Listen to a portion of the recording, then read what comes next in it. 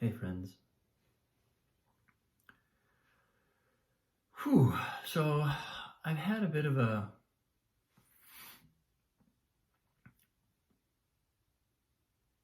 I'm just reflecting on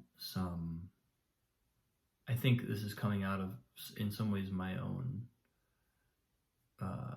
relationships and my own patterns that I'm witnessing over the past, I don't know, a couple days, a couple weeks. And something I had a memory flash for me that kind of synthesized some things as I was preparing to do this post, and I think I'm gonna try and unpack that a bit and see if I can, because it felt like there's an insight buried in there that might be worth digging for. So what the memory that showed up was years and years ago. I was at an acting school in New York, and we had classes. We had sort of like a primary teacher that we saw every day, and then we also saw the second year teacher once a week or so, and I really resonated with that teacher. I didn't resonate so much with my primary teacher, but we were in the class with this second year teacher, and he was talking about how when you're watching a performance, you're watching someone do a scene, there's a level of authenticity to their engagement. This is Meisner. So it's all about the reality of doing. Are you really doing the thing?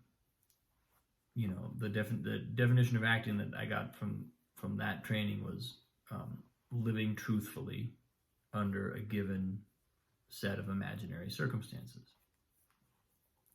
So in other words, you're not playing at doing something. You're actually doing the thing. It's just that the circumstances in which you're doing it are imaginary.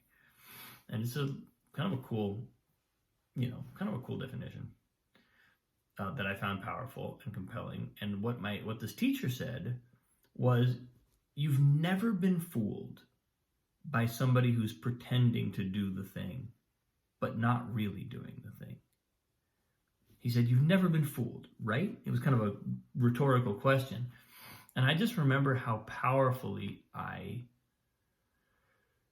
understood. I agreed with him, and I kind of understood what he meant. I was like, because I'd had that same experience in my own mind of watching, I don't remember when the year this was, somewhere towards the second half or even getting towards the end maybe.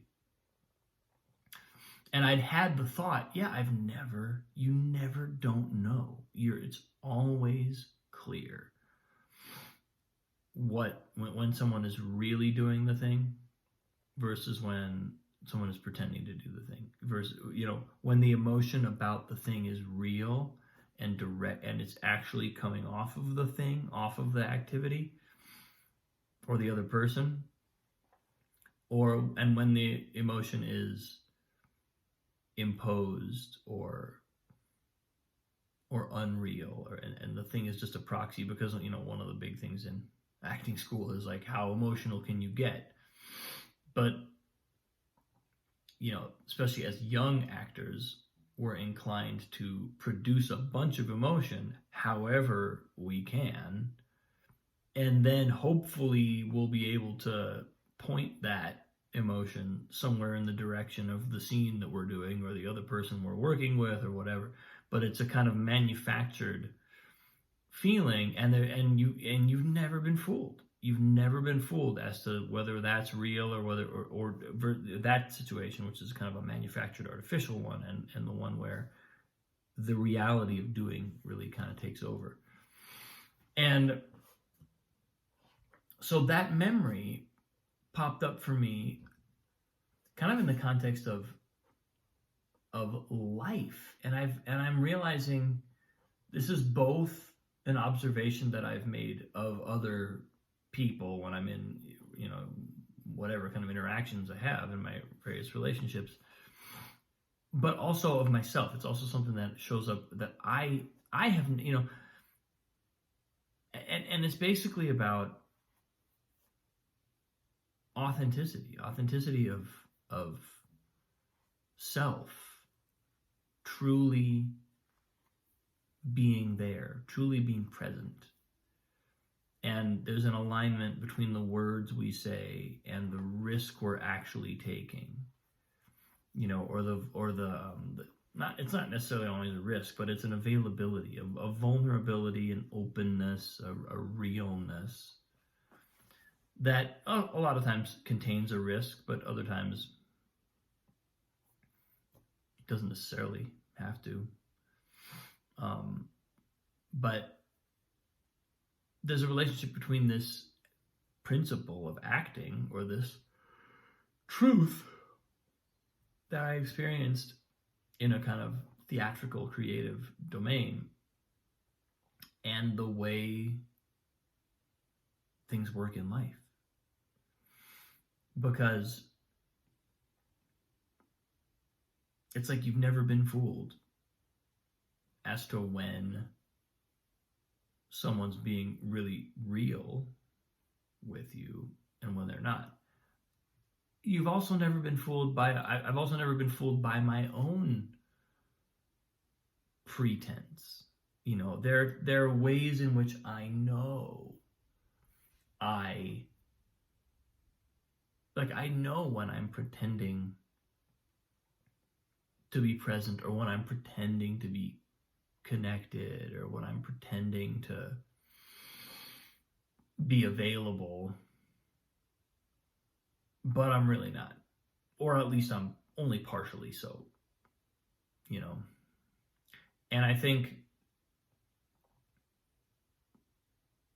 so it's something that I think the reason why maybe this is coming up for me is just to encourage myself and to remind myself that being really honest in those situations, being really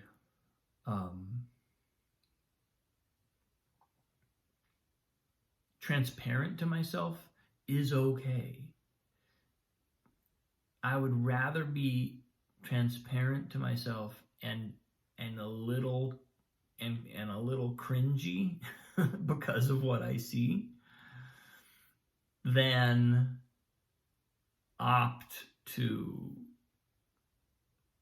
pretend to myself that something is real when it's not, when I know it's not.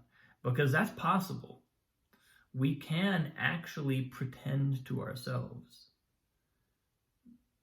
that something is what it is not, that we're available when we're not, that we're transparent to ourselves when we're not. Those are all things we have the capacity to actually act. We're such amazing performers that we can actually make believe our reality is something other than what it is. And that's a beautiful thing when it's employed constructively, and when it's employed from a place of fullness. And it's also a dangerous thing when it's employed from a place of defensiveness or fear, or it's a mechanism to cover up some transparency to ourselves. And I think, I wouldn't say that I'm not necessarily wrestling with a major dilemma in this area right now, but I would say that this is something that happens on a pretty subtle level,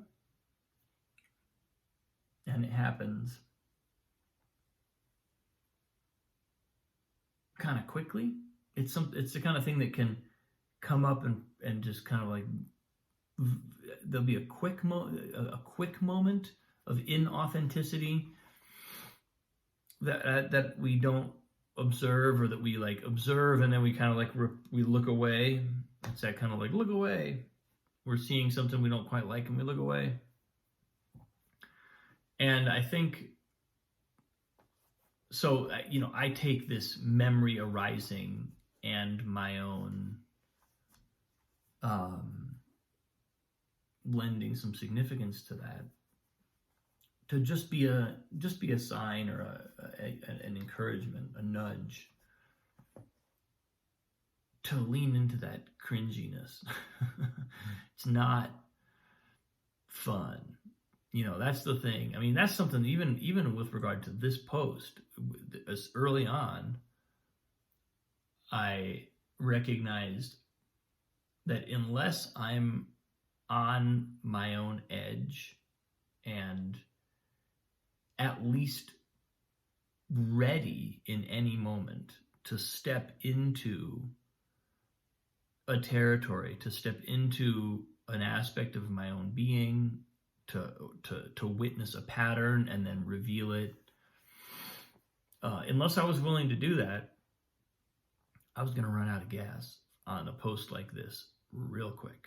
Because if it was just about, if there was no vulnerability, if there was no real commitment to authenticity,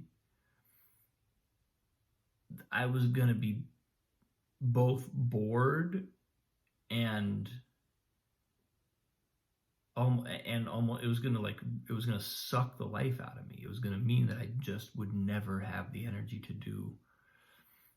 to keep going with something like this, because what would be the point? It would be such an inordinate amount of energy and time and worry to try to come up with the next fake thing to say every day. It would just be completely unmanageable.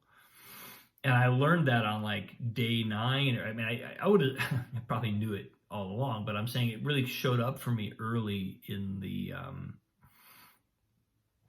process, where I was like, oh wow, I really need to, this has got to be real, or else it's nothing. And I think, maybe it's a good reminder for me that that leaning into the cringe, even though that's the most, because that's the thing that you're afraid of, right? That's the thing that I was afraid of, was I was like, but if I just let everything out that could potentially be coming up for me, that could be really cringy. I don't want to be icky. I don't want to reveal that kind of, that part of myself, that all my patterns and my ego and all of my kind of defense mechanisms are designed to avoid revealing. That sounds not like a pleasant experience. But compared to the experience of having to say something fake every day, it's a far preferable experience. Because the truth is, then we're looking at what's real. Then I'm looking at what's actually real. And I've never been fooled. It's and I feel like that statement, even just the statement, I've never been fooled, that's a statement of empowerment. That's a statement of, I'm not going to lie to myself. I'm going to tell myself the truth, even if that truth is really uncomfortable. And it's a sort of, that's almost like a battle cry in a way, because God knows there's going to be times when we would way rather have it the other way. We would way rather not see the truth.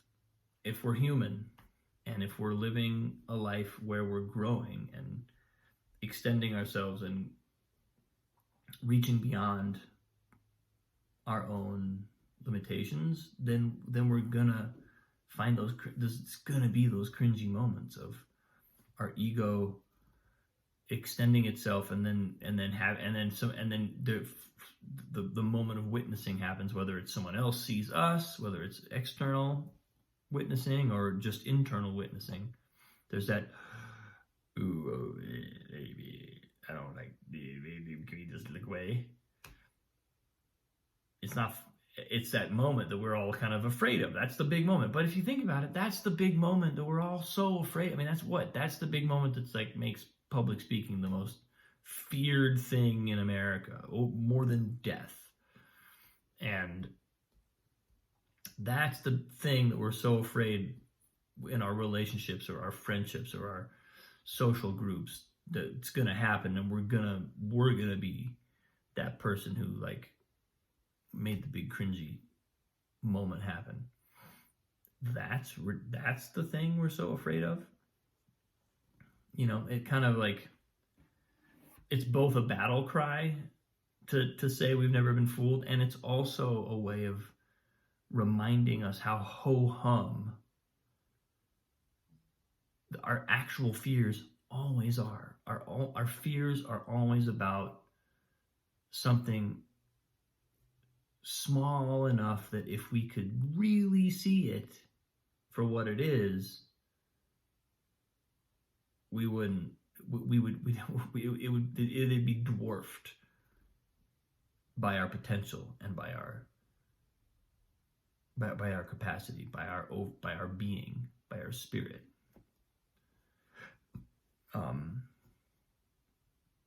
So I think that's the reminder that's showing up for me today, is just letting myself lean into that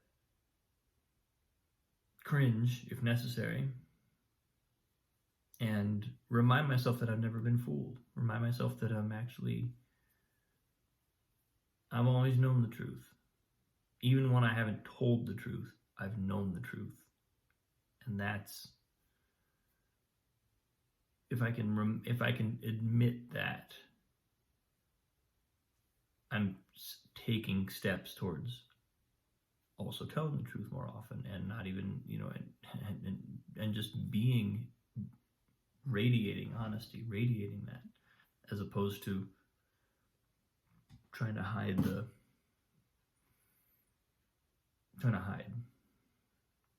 from what I might reveal if I were to stop being so afraid.